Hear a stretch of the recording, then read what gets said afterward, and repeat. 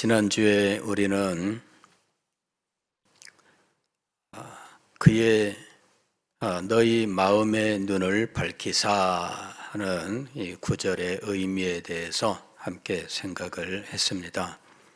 사도는 지금 에베소 교회 성도들에게 더 높고 더 영광스러운 진리 지식이 임하기를 위해서 날마다 기도했다 이렇게 말씀합니다.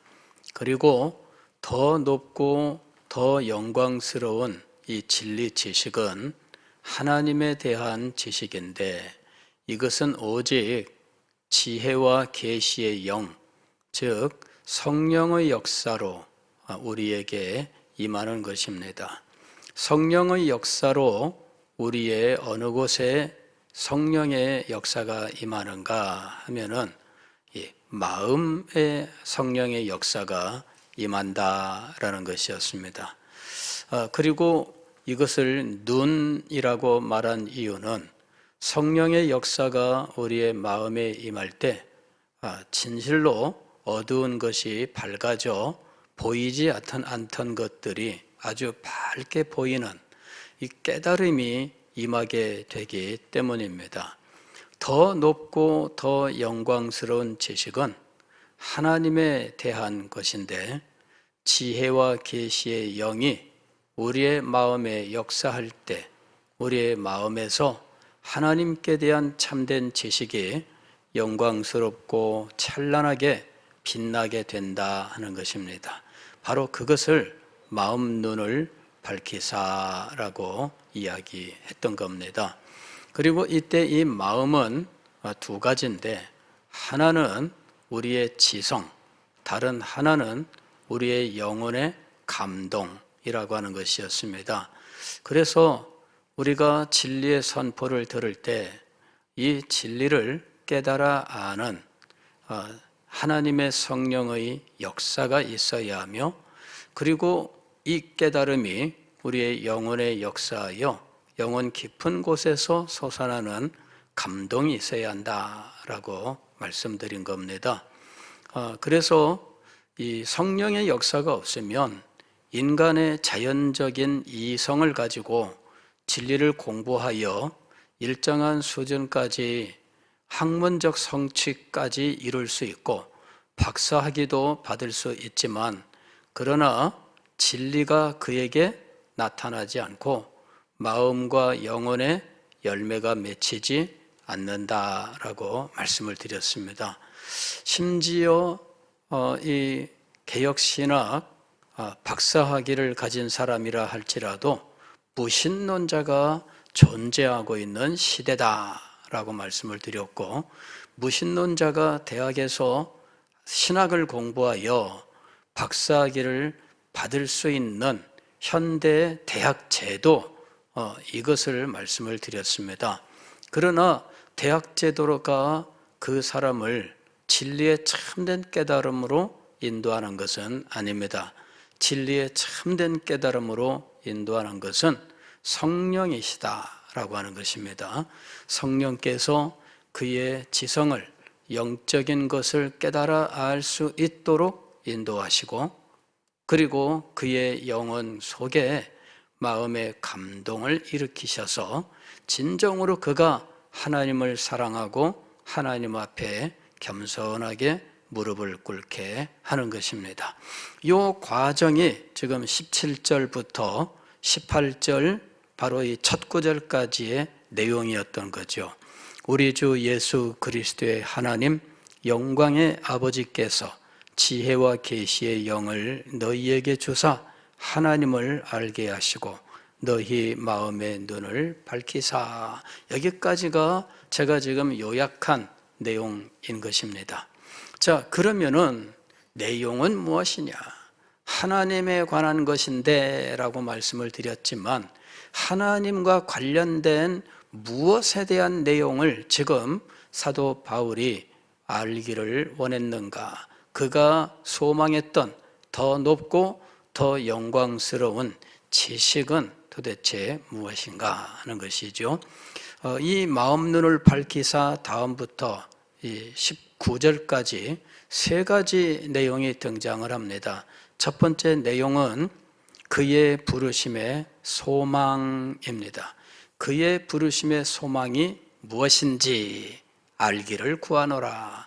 그 다음에 두 번째로는 성도 안에서 그 기업의 영광의 풍성함이 무엇인지 알기를 구하노라. 세 번째로는 그의 힘의 위력으로 역사하심을 따라 믿는 우리에게 베푸신 능력의 지극히 크심이 어떠한 것을, 즉 능력에 대해서 알기를 구했다는 것입니다. 그러니까 세 개의 단어로 요약하면 첫째는 소망, 둘째는 영광의 기업의 영광, 세 번째로는 능력입니다. 이 세 가지에 대해서 기도를 하고 있는데 첫 번째는 내용을 아는 거죠. 소망이라고 하는 내용을 알아야 돼요. 두 번째로는 영광, 기업에 대해서 알아야 되는데 그 기업이 얼마나 탁월한지 그것에 대해서 알아야 된다. 세 번째로는 이 영광과 이 기업의 영광에 이르기까지 하나님께서 우리에게 베푸신 능력에 대해서 알아야 된다 하는 것입니다. 요 세 가지를 알아야 하나님에 대하여 그리고 그분이 우리에게 주신 구원에 대하여 더 풍성하고 더 높은 지식의 자리에 나아갈 수 있다라는 것입니다. 이런 내용은 이미 사도 바울이 에베소에서 3년 동안 사역할 때 두란노 서원에서 2년 반 동안 날마다 하나님의 말씀을 가르쳤을 때 이미 가르친 내용이에요. 그러나 그때 배웠다고 해서 배운 내용이 당장에 그들의 것이 되는 건 아닙니다. 배우고 난 다음에도 기도하며 주의 인도하심을 받아가는 삶 속에서 배웠던 것들을 그때는 몰랐으나 그 후에 더 깊이 깨달아 알게 되는 일들이 일어난다 하는 것입니다. 우리가 공부를 해보면 알게 됩니다. 교리반도 우리가 공부했지만 교리반 하는 동안에 다 알았다. 진리의 체계를 우리가 공부하지만 그 기간 동안에 우리가 다 아는 거 아니에요. 그때 공부하고 시험 본다고 얼마나 열심히 했어요. 막 그냥 날마다 뭐 외운다고 달달달달달달달 뭐 입에 달고 살았습니다만은 그러나 그때 다 안 것이 아닙니다. 시간이 흘러가면서 이런 거구나 새삼스럽게 깨달아가고 말씀을 듣는 동안에 또 깨달아가고 이러는 세월을 지나가는 거예요. 그 후에 다시 공부하고 또 더 깊이 공부하고 하는 동안에 우리의 지식이 그때부터 더 깊어지고 더 높아지는 체험들을 하게 되는 겁니다. 그러나 누구나 그런 자리에 도달하는 것은 아닙니다. 끊임없이 주님의 인도하심을 받고 성령의 역사 가운데 있는 사람은 그러한 은혜의 자리로 나가지만 그것을 놓치는 사람들이 있어요. 그것을 버리는 사람들이 있습니다. 그런 사람들은 계속해서 영적 지식이 성장하지 않고 그 지식이 그의 마음속에 역사하지 않고 그의 삶 속에서 능력으로 나타나지 않습니다. 자, 그래서 사도 바울은 더 높고 더 영광스러운 하나님 지식, 진리 지식에 대하여 하나님 앞에 기도한 겁니다. 에베소 교회 성도들이 더 영광스러운 이 진리에 이르기를 위해서 기도했어요. 지금 세 가지 내용으로 정리하고 있습니다만은 이 세 가지로 정리한 내용이 에베소 교회 성도들에게는 전혀 듣지 못한 내용은 아닙니다. 이미 들었던 것들입니다. 그러나 실감하지 못하는 거지요. 실감하지 못해서 어느 순간 하고 비명을 지르게 되는 그러한 지식의 체험이 있게 돼요. 여러분, 일반 학문에서도 이런 것들을 이야기합니다. 유레카라고 하는 것이 있어요. 유레카. 이건 뭐냐면은 이 아르키메데스라고 하는 사람이 이 비중이라고 하는 것을 발견했을 때 그때 이 외쳤다는 소리입니다. 이건 뭐냐면은 왕이 이 왕관을 금으로 만든 왕관을 주면서 이게 진짜 이 100% 금인지 아니면 이 왕관을 만드는 장인이 금을 슬쩍 빼돌렸는지 이걸 좀 확인해 달라 한 거죠. 그래서 이제 바로 그것을 어떻게 알아낼 수 있을까? 왕관을 녹여서 확인하는 방법이 있겠죠. 녹이면은 금속이기 때문에 이게 금속이 녹으면은 이 층으로 분리가 될 수 있단 말이에요. 그러면 왕관을 녹이면 다시 만들어야 되잖아요. 어떻게 할 수 있을까? 예. 그러다가 어느 날 목욕탕에 갔는데 목욕탕에 가서 몸을 딱 담그다가 어느 순간 팍 하고 이 깨달음이 온 거예요. 이래가지고 목욕탕에서 벌떡 일어나가지고 외쳤다는 소리가 유레카라고 하는 소리예요. 이게 뭐냐면 깨달음을 얻은 거죠. 와, 이게 이럴 수가 있나? 유라고 하는 것은 좋다는 말이에요. 좋다. 얼마나 좋아가지고 외쳤는지 몰라요. 비중을 재면은 알 수 있다. 이제 이거였어요.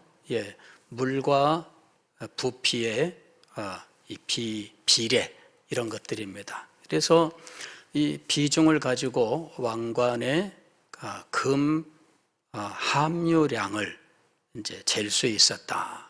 이제 이런 거죠.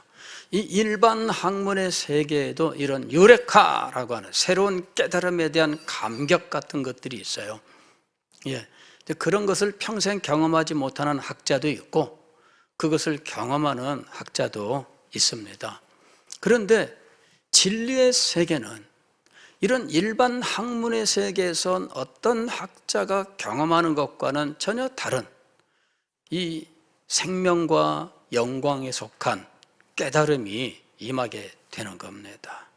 이게 마음 눈이 밝아졌을 때 우리의 눈앞에 열리는 것들인데 그때 그는 진리에 대하여 과거에 들었던 것을 더 찬란하고 더 영광스럽게 아니 과거에는 들었으나 그냥 넘어갔고 잊어버렸던 것들인데 오늘은 나에게 영광스럽게 나타나는 과거의 지식이 감동적이었지만 그러나 더 찬란하게 임하는 이런 일들이 진리의 세계에서 우리에게 임한다라는 것입니다.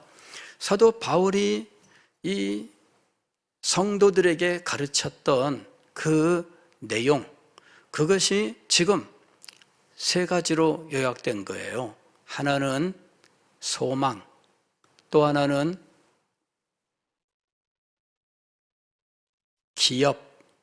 기업의 영광, 즉 탁월함.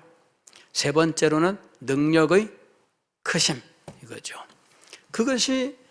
그것을 더 크게 알수록, 지금 여기서 소망이라고 하는 것을 더 분명히 알게 될수록, 그리고 기업의 영광을 더 찬란하게 볼수록, 능력의 크심을 더 생생하게 목격할수록 그의 마음속에 더 놀라운 것들이 넘쳐나게 되는 거예요. 그래서 지금 사도는 모르는 것을 알기를 기도한 것이 아니라 이미 말씀했었고 알고 있었고 그 깨달음과 감동 속에 있었으나 그것이 전부가 아니다.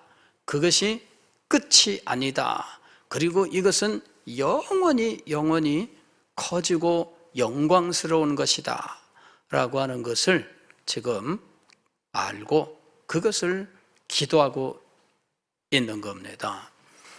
천국에 가면은 완성될 것인가? 고린도전서 13장 마지막 보게 되면은 끝부분에 가면은 그때는 얼굴과 얼굴을 대하여 볼 것이요 라고 이야기를 했습니다.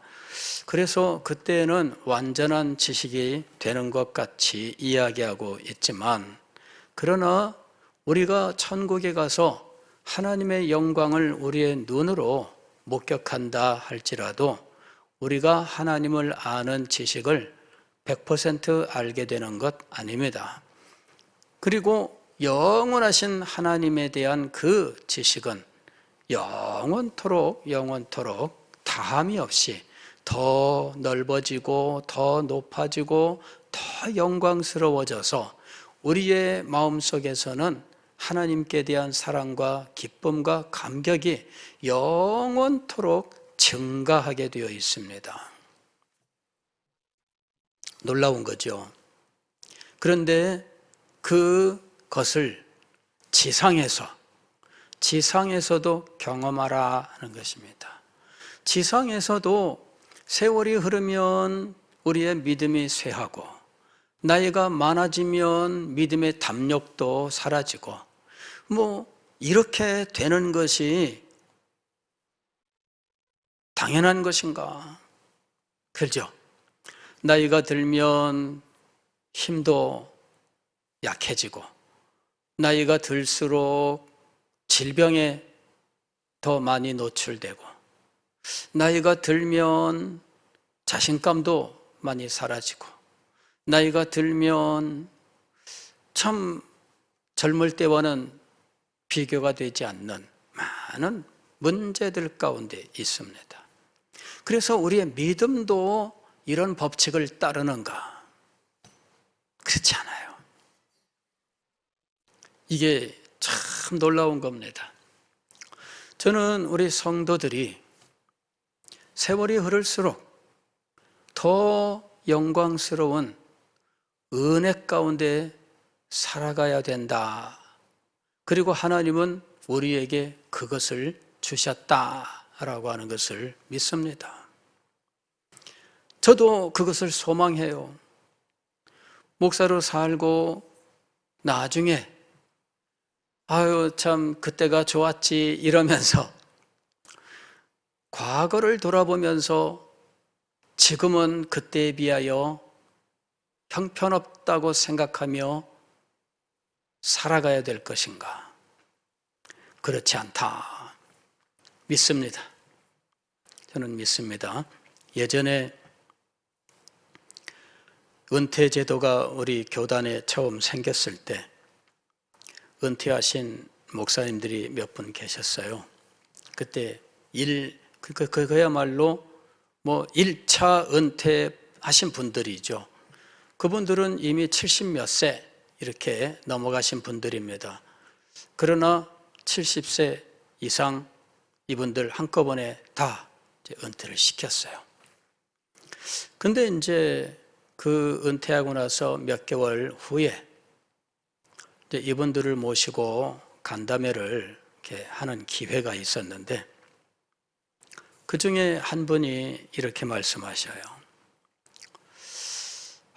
이 목사로 평생을 헌신했는데 너는 빚도 없이 정말 이름도 없이 충성을 다하면서 은퇴를 하고 보니까 목사가 이게 저주받은 것이었는지 교회에선 오지 말라 그래. 원로 목사들 교회 오는 거 싫어해요. 저는 그걸 보면서 난 이건 아니라고 봅니다. 물론 이게 여러 가지 부정적인 이런 일들이 있어요. 이런 것들이 올바로 세워져야 돼요. 그러나 목사가 평생 헌신했는데 교회 오지 말라 그래요. 원로 목사가 교회 오는 거 좋아하고 존경하는 성도들이 얼마나 되나? 이거는 우리 조국교회, 우리 한국교회가 저주받은 모습이라고 봅니다.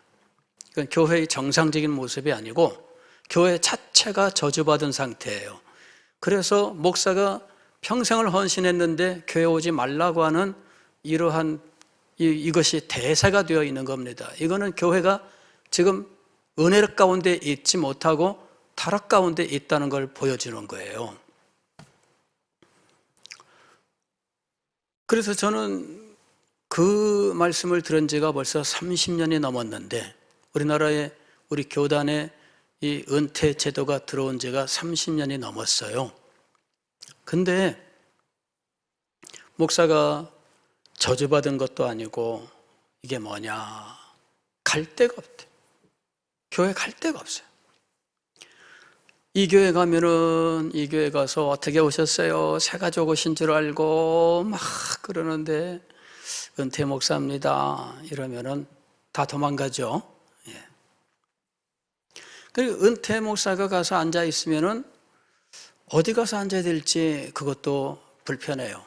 맨 뒷자리에 가서 앉아 있다가 그냥 나와야 되는지, 그 교회 일에 참여해서 교인으로서 이제는 은퇴했으니까 평신도로서 그 교회에서 충성을 할 수 있는 것인지, 이런 게 지금, 그래서 이분이 그 얘기를 하는 거예요. 내가 저주받은 거냐 이렇게 이야기를 하더라고요.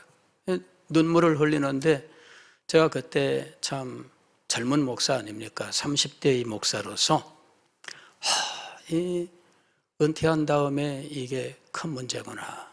지금 현재 그런 상황이에요. 은퇴하신 목사님들만 따로 모여서 예배를 드리든지, 아니면은 어떤 교회는 은퇴 목사님들이 여러분이 오시는 그런 교회도 있다고는 해요. 서울 근교에 전원주택이 많은 지역이 있습니다. 양평 쪽에. 거기에는 은퇴 목사님들이 와서 사는 이런 비중이 높아서 거기 어떤 시골 교회는 이 목사님들이 교회를 나오는데 그 교회가 부흥을 한 거예요. 은퇴 목사님들이 여러분이 오시다 보니까. 그래 그 교회 시골 교회 목사님은 이 은퇴 목사님들이 한 10명쯤 나오니까 부목사 10명이 온 거나 똑같대. 새벽기도 맡기면은 너무들 좋아하신다는 거죠. 그래 이 목사님들은 또 11조를 다 하시니까 교회 재정도 늘고 이랬다 그래요. 예. 그래서 그쪽은 또 은퇴 목사님 환영 이러고 있습니다. 참 세상은, 자 나중에 어떻게 될 것인가, 이거는 꼭 목사만의 문제가 아니에요. 우리들도 은퇴하잖아요. 은퇴가 무슨 평생 충성했는데 이게 뭐냐, 이런 거 얼마든지 있습니다. 그러나 여러분, 이게 교회가 정말 참 교회가 돼야 돼요. 성도들이 참 성도가 돼야 돼요. 그리고 세월이 흐를수록 하나님께서 주시는 은혜가 더 높아서 더 크고 더 영광스러운 은혜 가운데 살아갈 수 있어야 돼요. 나이가 들면 들수록 우리는 어린아이가 된다라는 말이 있잖아요. 교회 일에도 그런 모습이 드러나지 않도록 우리들 스스로가 자기를 훈련시켜야 돼요. 나이가 들수록 나는 어린아이가 되고 그냥 조그만 것도 못 참고 이러는 어떤 그 모습들이 있잖아요. 그렇지 않도록 훈련을 해야 돼요. 훈련을 해야 돼요. 자기 자신을 보고 선배들을 보고 그렇지 않도록 훈련을 해야 돼요. 근데 나이가 들면 더 서운해지잖아요. 그죠? 신기합니다. 저는 그 나이를 표현하는 말 가운데 이 이순이라고 하는 말, 60 되면은 이순이라고 부릅니다.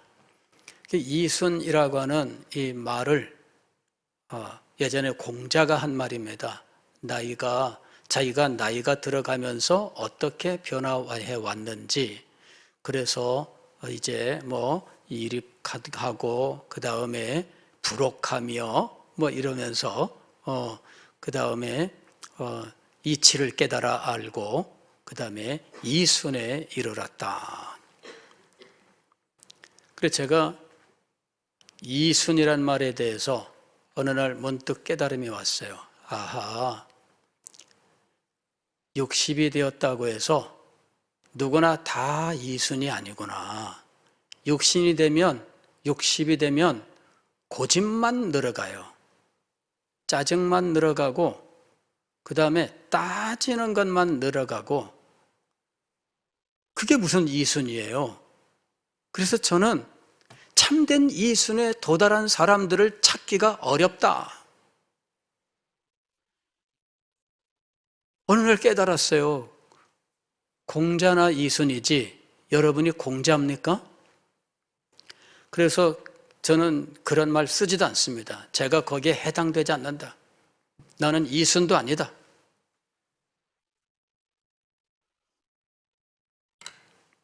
뭐 그렇게 따지는 것도 많고 60대면은 포용력이 있고 이해력도 있어서 그럴 수 있지.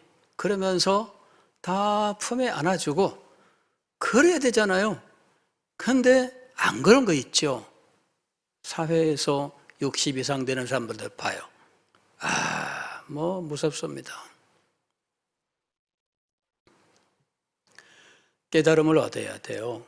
예, 우리 자신이 변화돼야 됩니다. 우리가 성장해야 돼요. 여러분, 나이가 들수록 어린아이가 되면 안 됩니다. 성장해야 돼요. 나이가 들수록 성장해야 됩니다. 우리가 성장하기 위해서 영적 지식이 더 높고 더 영광스러운 자리로 나가야 돼요. 진리와 함께 성장하지 않으면 그냥 진리와 나는 분리가 된 채 아는 건 많은데 이게 우리의 영혼 속에서 역사하지 않아요. 그래서 세상 사람들과 똑같은 모습으로 가는 거예요. 세상 사람들이 60이 되어서 이제 이 사람이 고집만 피우고 에헴거리고 나이만 그냥 강조하고 이래가지고서는 젊은 사람한테도 네 몇 살이야? 그러다가 젊은 사람한테 오히려 당하고 막 그러면 안 돼요. 그리스도인들은 진리, 지식, 이 영광스러운 은혜 가운데에서 성장해야 돼요. 그래서 나이가 들수록 더 높은 은혜, 더 영광스러운 은혜 가운데에서 더 큰 은혜를 기뻐하며 살아야 돼요. 저는 그것이 목표입니다. 그게 목표예요. 그래서 점점 눈 감고 제가 사역을 함에 있어서는 정말 지켜나가려고 애를 쓰지만 그러나 눈을 감고 이해하려 하고 그 다음에 어떻게 해서든지 끌어주려고 하고 끌어주려고 하다 보니 제가 강하게 버텨야 되는 것도 있고 그러잖아요. 버텨야 되는 것도 있잖아요. 버티지 않으면 안 끌려오잖아요.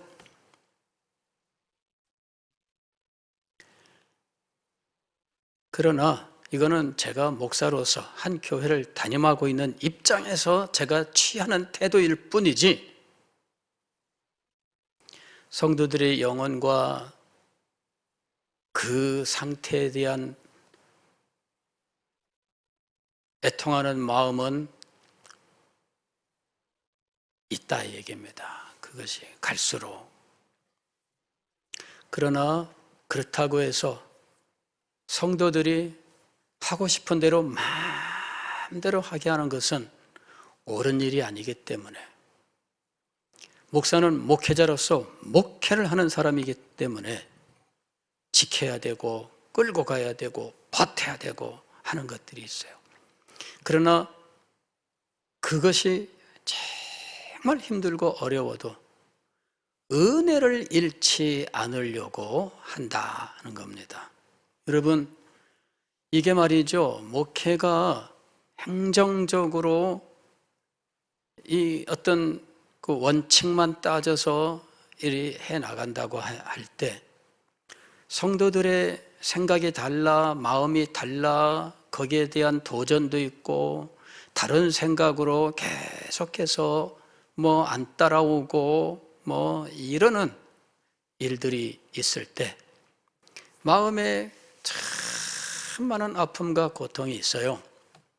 그럴 때 은혜가 없으면은 이것이 무엇으로 변하느냐 하면은 이것이 성도들에 대한 원망과 그 다음에 욕으로 변해요. 물론 성도들 앞에서는 안 하지.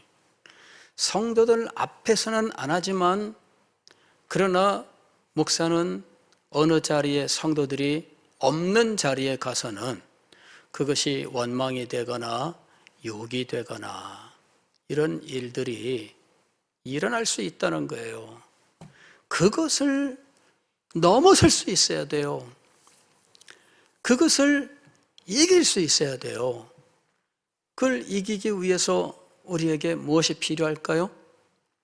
은혜 안에서의 성장, 영적 지식, 진리의 영광 속에서 성장, 이게 있어야 된다는 이야기입니다. 이것이 있어야 비록 이런저런 많은 갈등과 그런 속에서의 아픔 속에서 오히려 주께서 주시는 위로를 얻고 힘을 얻고 오히려 이것이 기쁨이 되는 자리로 인도받을 수 있는 거예요. 여러분, 이게 목사에게만 일어나는 것이 아니잖아요. 성도들에게도 일어납니다. 여러분에게도 날마다 임하는 은혜가 있어야 되고요. 더 찬란한 진리의 영광이 여러분에게 임해야 돼요. 그래서 영적으로 성장해야 됩니다. 그리고 진리 지식과 여러분의 생각과 삶이 분리가 되면 안 돼요. 이게 분리가 되면은 그냥 진리 지식은 듣고 넘어가는 것이고 그리고 듣고 은혜 받는 것이고 실제로는 세상 사람들과 똑같은 마음의 작용 속에 살아가는 거예요. 이게 하나가 돼야 돼요. 진리가 우리 속에 역사해서 우리의 속사람이 날로 새로워지는 이 은혜의 자리에 나아가야 된다 하는 겁니다. 여러분, 그것이 우리가 이 세상을 사는 동안 우리에게 끊임없이 일어나야 되는 것이고요. 우리가 주님께 부름받는 그 순간이 이 은혜의 최고 순간이 되어야 됩니다.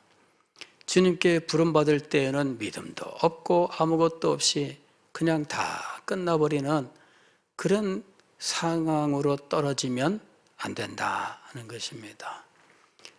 세월이 흐를수록 그래서 주님이 부르시는 그 순간에 내가 주께 받은 은혜는 내 평생에서 최고 순간에 이르러야 된다 하는 겁니다. 그때가 최고가 되어야 돼요. 주께서 주신 사명과 교회를 사랑하는 일에 있어서 그 순간이 최고가 돼야 돼요. 은퇴하면 끝이다. 천만의 말씀.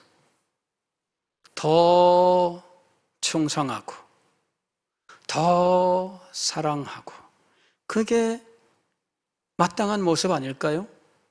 그죠? 그게 더 주님께서 주신 은혜는 정말 그러지 않을까요? 근데 세월이 흐르면 약해지고 세월이 흐르면 쇠하게 되고 세월이 흐르면 무너지는 이런 모습들이 너무나 많아요. 마음을 새롭게 해야 됩니다. 더 큰 은혜, 더 영광스러움, 그리하여 더 성장하고 날마다 성장하고 더 크게 성장하고 주님 부르시는 그 순간이 최고의 순간이 되고 그 다음에 주님께 가서는 더 영광스럽게 가는, 그리하여 영원토록 하나님을 알아가며 그 감격 속에서 하나님을 예배하는 이러한 자리로 나아가야 된다 하는 것입니다. 여기 오늘 말씀을 보면은 그의 부르심의 소망이 무엇이며, 부르심의 소망은 무엇일까? 부르심이라고 한 것은 우리의 구원의 시작입니다. 하나님께서 물론 예정하시고 선택하시고 하는 일들이 있지만 우리에게 하나님의 구원이 역사하는 첫 번째 사건은 부르심이에요. 부르심.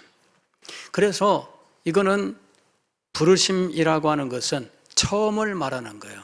처음부터 하나님께서 우리를 부르실 때 표모니아 하나님께서 부르셨어요. 근데 목적이 있을 거 아니에요. 그게 여기 말하는 소망입니다. 하나님께서 부르셔서 우리에게 구원의 과정, 소위 말하면은 구원의 서정이라고 하는 이것이 시작되게 하셔요. 우리가 구원의 영광의 자리로 한 발자국 한 발자국 들어가는 겁니다.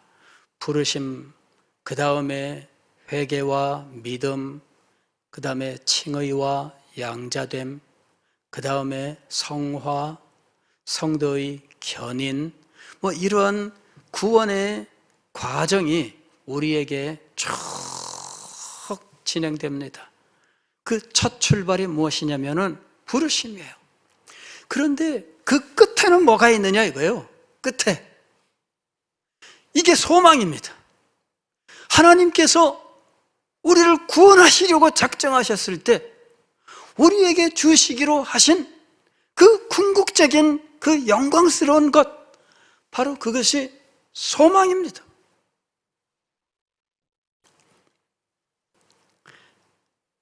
학자들은 여기에 이 말씀을 읽을 때 그의 부르심의 소망이 무엇이며 라고 했을 때 이 소망은 하나님의 마음속에 있었던 소망이다 이렇게 이야기합니다. 하나님께서 우리를 부르실 때, 즉 구원의 시작 그 첫 단계, 첫 발자국부터 하나님은 애초에 궁극적인 목적, 바로 그것을 가지고 우리를 부르셨어요. 그것을 소망이라고 불렀던 겁니다. 하나님이 우리를 부르실 때 죄사함 거기서 끝나지 않아요. 의롭다 하심 거기서 끝나지 않아요. 거룩하게 하심 거기서 끝나지 않습니다. 영광스럽게 하심 거기서 끝나지 않습니다. 영광의 세계에서 하나님께서 우리에게 주시기로 작정하신 것들이 있어요. 그런 것들을 알아라. 그런 것들을 알아라. 그러면 우리는 지금 얼마나 우리가 그에 미치지 못하고 있는지, 아직도 우리에게 남은 것이 얼마나 크고 놀랍게 있는지 그것을 알게 될 거예요.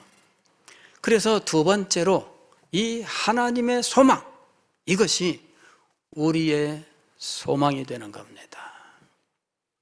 그래, 하나님께서 예비하신 것이 있어.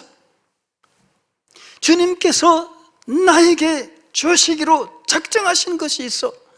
이것이 얼마나 놀라운 것인지, 이것이 얼마나 크고 영광스러운 것인지 그것을 알면, 그리고 그것이 더 크고 놀랍다는 것을 깨달아 갈수록 내가 지금 누리는 것은 아무것도 아니다.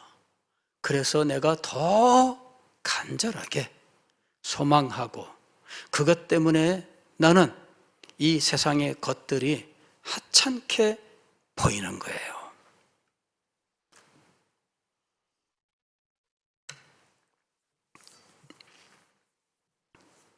여러분은 여러분을 위해서 장차 무엇이 예비되어 있는지 알고 계십니까?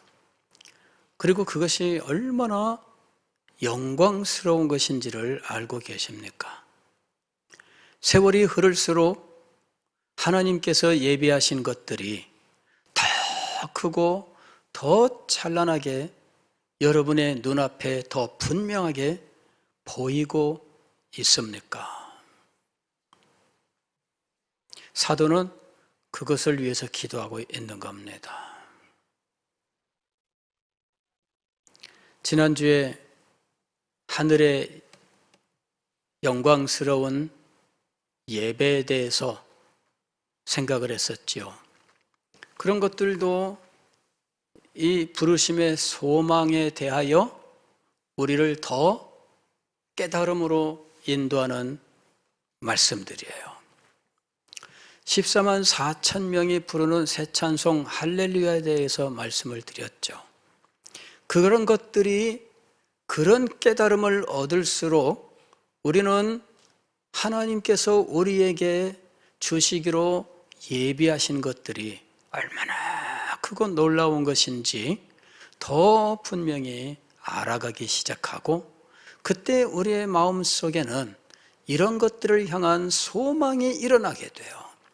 이 소망 때문에 기뻐하고, 이 소망 때문에 위로도 얻고, 이 소망 때문에 용기도 얻고, 이 소망 때문에 능력도 얻게 되고, 이 소망 때문에 우리는 희생하고, 이 소망 때문에 우리는 헌신하고 더 드리고 싶고 더 바치고 싶어지는 겁니다. 여러분이 헌신하지 못하는 이유는 무엇인가? 여러분의 마음속에 소망이 작아서예요. 여러분이 희생하지 못하는 이유는 무엇인가? 하나님께서 여러분을 위해 예비하신 것이 얼마나 큰지에 대하여 여러분의 지식이 너무나 작기 때문이에요. 그래서 여러분이 점점 더 인색해지는 거예요.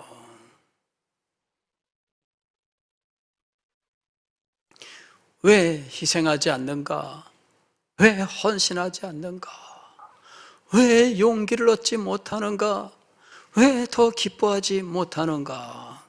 이유는 부르심의 소망에 대하여 우리가 너무나 작게 알고 있다. 그리하여 우리의 마음속에 그것에 대한 소망이 너무나 작다 하는 겁니다.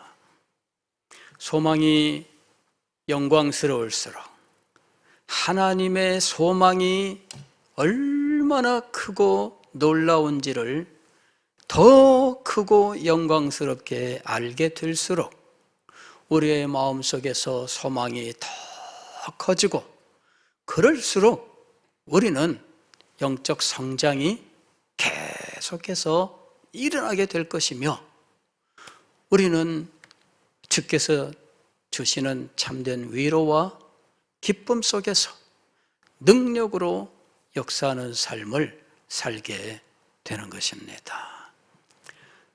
부르심의 소망이 여러분 속에 얼마나 많이, 얼마나 높이, 얼마나 영광스럽게 깨달아지고 있습니까? 그러나 여러분 마음속에 얼마나 소망이 있습니까? 성경을 보면 그리스도인의 삶은 소망의 삶이라고 말씀하고 있습니다. 골로새서 1장 5절 말씀을 보면 우리를 위하여 주님께서 하늘에 소망을 쌓아두었다라고 이야기합니다. 너희를 위하여 하늘에 쌓아둔 소망을 인함이니, 하나님이 우리를 위하여 쌓아둔 소망이 있다. 또 디도서 2장 13절 말씀을 보면 복스러운 소망이라고 얘기해요. 복스러운 소망과 우리의 크신 하나님, 우리 구주 예수 그리스도의 영광이 나타남을 기다리게 하셨다. 복스러운 소망을 기다리게 하셨다. 소망은 그리스도인의 삶에서 가장 중요한 덕목이에요. 소망이 없는 사람은 믿음이 없는 사람이에요.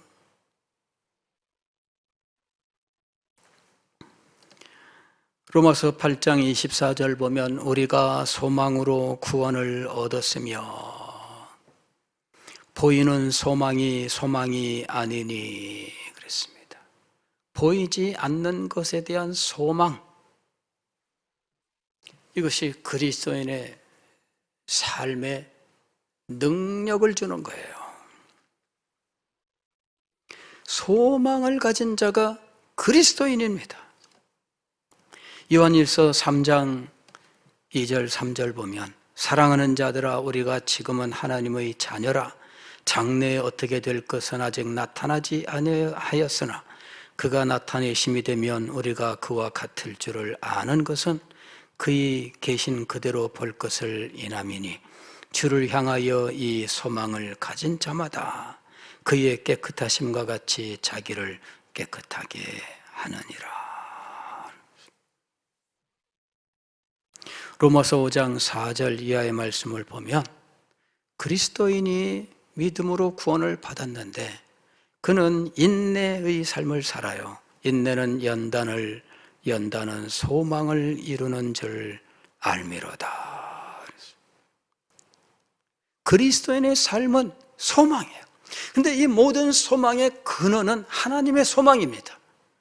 여기 말씀하시는 부르심의 소망이라고 하는 거예요. 그의 부르심의 소망, 이거는 하나님의 부르심의 소망입니다. 하나님께서 여러분을 부르실 때 하나님의 마음속에 소망이 있었습니다. 그 소망의 크기, 그 소망의 영광에 대한 지식, 이것이 우리에게 밝게 드러나게 될 때 우리도 역시 마음속에 소망을 가지고 살게 되는 겁니다. 그럴 때 그리스도인의 삶이 달라지는 거예요. 하나님의 소망이 나의 소망이 되지 않은 사람들은 능력이 없는 삶을 살 수밖에 없습니다. 그 지식이 작으면 작을수록, 보잘것없으면 보잘것없을수록 그의 믿음의 삶은 보잘것없을 수밖에 없습니다. 그러나 하나님의 부르심의 소망의 지식이 영광스러울수록 그의 마음속에 소망은 더 영광스러워질 것이고 그의 믿음의 삶은 더 영광스러운 믿음의 삶이 될 것입니다. 소망이 얼마나 중요한 것인지 알아야 돼요. 하나님의 소망, 나의 소망, 그리고 내 삶의 역사하는 영광과 능력, 이 관계, 바로 이것이 사도가 하나님의 부르심의 소망이 무엇인지를 알기를 구했다라고 한 이유입니다. 기도하겠습니다.